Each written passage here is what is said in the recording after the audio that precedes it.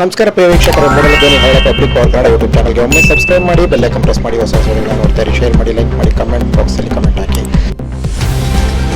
June 3ನೇ ತಾರೀಕು ಅಧಿಕಾರ ಸ್ವೀಕರಿಸಿದ ಮಾನ್ಯ ಡಿ.ಕೆ. ಶಿವಕುಮಾರ್ ಅವರು ಕರ್ನಾಟಕ ರಾಜ್ಯದ 25ನೇ ಮುಖ್ಯಮಂತ್ರಿಯಾದ 2 ದಿನದಲ್ಲಿ ಸಾರಿಗೆ ಸಚಿವ ನಿರ್ವಹಿಸುತ್ತಿದ್ದಂತಹ ರಾಮಲಿಂಗಾರೆಡ್ಡಿ ಅವರು ಹಿರಿಯ ರಾಜಕಾರಣಿಗಳು ಅವರು ತಮ್ಮ ಸ್ಥಾನಕ್ಕೆ ಈಗ ಕೊಟ್ಟುವಂತಹ ಖಾತೆಯಿಂದ ಬೇಸತ್ತು ರಾಜೀನಾಮೆ ಕೊಟ್ಟಿದ್ದಾರೆ ಎಂದು ಸುದ್ದಿಗೋಷ್ಠಿಯಲ್ಲಿ ಇವತ್ತು ಅವರು ಕೋರಮಂಗಲ ಕಚೇರಿಯಲ್ಲಿ ಈಗ ಅದನ್ನು ಘೋಷಣೆ ಮಾಡಿದರು.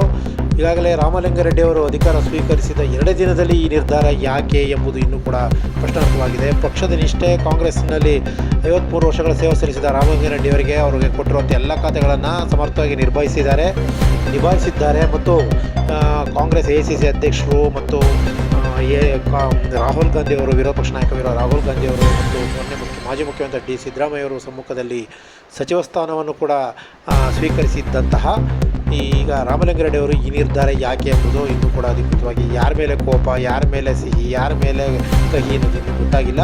ಒಟ್ಟಾರೆ ರಾಜೀನಾಮೆ ಕೊಟ್ಟಿರೋದು ಖಚಿತ ಆಗಿದೆ. ಅವರು ರಾಜೀನಾಮೆಯನ್ನು ಮುಖ್ಯಮಂತ್ರಿಗಳು ನೇರವಾಗೂ ಸಹ ಕೊಟ್ಟಿಲ್ಲ, ಅವರು ಯಾರೋ ಆಪ್ತರ ಕೈಲಿ ಕೊಟ್ಟು ಕಳಿಸಿದ್ದಾರೆ. ಹಾಗಾಗಿ ಆ ನಿರ್ಧಾರಗಳನ್ನು ಏನು ಎಂಬುದನ್ನು ಕಾಂಗ್ರೆಸ್ ಪಕ್ಷದ ವರಿಷ್ಠಗಳು ತೀರ್ಮಾನ ತಗೋಬೇಕಾಗುತ್ತೆ ಮತ್ತು ಅವ್ರಿಗೆ ಯಾವ ಖಾತೆ ಬೇಕು, ಅವ್ರಿಗೆ ಬೆಂಗಳೂರು ಅಭಿವೃದ್ಧಿ ಪ್ರಾಧಿಕಾರ ಬೇಕಾಗಿತ್ತು ಅಂತ ಒಂದು ಅವ್ರ ಮನಸ್ಸಲ್ಲಿ ಇತ್ತು ಅನಿಸುತ್ತೆ. ಅದನ್ನು ಅವರಿಗೆ ನಿರಾಸೆ ಆಗಿದೆ. ಬೈರತಿ ಸುರೇಶ್ ಅವರ ಒತ್ತಾಯದ ಮೇರೆಗೆ ಅವರು ಸಚಿವ ಸ್ಥಾನವನ್ನು ಅಲಂಕರಿಸಿದರು. ಅವರು ಸಚಿವ ಸ್ಥಾನದ ಆಕಾಂಕ್ಷೆಯೂ ಆಗಿರಲಿಲ್ಲ, ಲಾಬಿನೂ ಮಾಡಲಿಲ್ಲ, ಅವರೇನು ಹಿಂದುವದ್ದ ಲಾಬಿಗಳಿಗೂ ಕಾರಣ ಆಗಿರಲಿಲ್ಲ. ತುಂಬ ಸೌಮ್ಯ ಸ್ವಭಾವದ ರಾಜಕಾರಣಿ ರಾಮಲಿಂಗಾರೆಡ್ಡಿ ಅವರು. ಅವ್ರು ಸ್ವಾಭಿಮಾನಕ್ಕೆ ಧಕ್ಕೆ ಆದಾಗ ಈ ನಿರ್ಧಾರ ತಗೊಳ್ಳೋದಂತ ಸ್ವಾಭಿಮಾನಕ್ಕೆ ಧಕ್ಕೆ ಆಗಿದೆ ಅಂತ ಹೇಳ್ಬೋದು. ಅವ್ರಿಗೆ ಯಾವ ಕಾರಣಕ್ಕೆ ಆಗಿದೆ, ಅವ್ರನ್ನ ಯಾವ ರೀತಿ ನಡೆಸ್ಕೊತಾ ಇದ್ದಾರೆ, ಅವ್ರಿಗೆ ಯಾಕೆ ಸರಿಯಾದ ಖಾತೆಗಳು ಕೊಟ್ಟಿಲ್ಲ ಅನ್ನೋದು ಅವ್ರಿಗೆ ಬೇಸರ ಇದೆ ಅನಿಸುತ್ತೆ. ಹಾಗಾಗಿ ಈಗ ಅವರ ನಿರ್ಧಾರದಿಂದ ಕಾಂಗ್ರೆಸ್ ಪಕ್ಷದ ಒಳಗಡೆ ಆಂತರಿಕ ಚರ್ಚೆಗಳು ಒಂದಷ್ಟು ಬೇಸರಗಳನ್ನು ಚರ್ಚೆಗೆ ಬಂದಿದೆ. ನೋಡೋಣ ಮುಂದಿನ 20ನೇ ತಾರೀಕು ಅಥವಾ ಈ ರಾಜ್ಯಸಭಾ ಮತ್ತು ವಿಧಾನ ಪರಿಷತ್ ಮುಗಿದ ಮೇಲೆ ಮತ್ತೆ ಸಚಿವ ಸಂಪುಟ ವಿಸ್ತರಣೆಯಲ್ಲಿ ಅವರಿಗೆ ಸೂಕ್ತ ಸ್ಥಾನಮಾನವನ್ನು ಕೊಡ್ತಾರಾ ಅಥವಾ ಇನ್ನೇನಾದ್ರು ಬೇರೆ ಕೇಳ್ತಾ ಇದ್ದಾರಾ ಅಥವಾ ಇನ್ನೇನೋ ನಿರ್ಧಾರ ಅನ್ನೋದು ಕೂಡ ಚರ್ಚೆಗೆ ಗ್ರಾಸವಾಗಿದೆ. ನೋಡೋಣ.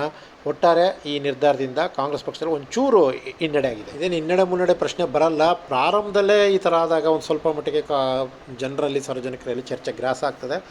ನೋಡೋಣ. ರಾಮಲಿಂಗಾರೆಡ್ಡಿ ಅವರು ಕೂಡ ದುರ್ಗ ನಿರ್ಧಾರ ತಗೊಂಡ್ರೆ ಏನೊಂದು ಕಾದು ನೋಡಿ. ಒಳಗಡೆ ಕರ್ನಾಟಕದ ಜನ ನಿರೀಕ್ಷೆ ಮಾಡದ ಘಟನೆ ಪ್ರಾರಂಭವಾಗಿದೆ.